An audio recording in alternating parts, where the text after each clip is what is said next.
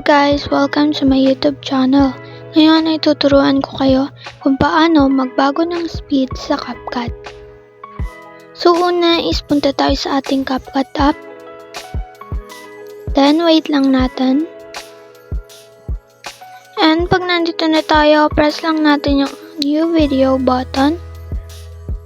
And mag-a-add lang tayo ng ating video na gustong baguhin ng speed. So, pag na-add na natin, press lang natin yung edit sa baba. And scroll lang natin. Then, may makikita tayong speed. So, press lang natin yung speed button. And press normal. And pwede na natin siyang baguhin. So, ganito lang gagawin natin.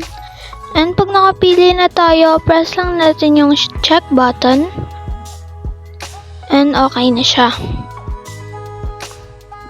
Ayun lang guys, ganun lang naman kadali magbago ng speed sa CapCut. Ayun lang, thanks for watching. Subscribe me for more videos like this.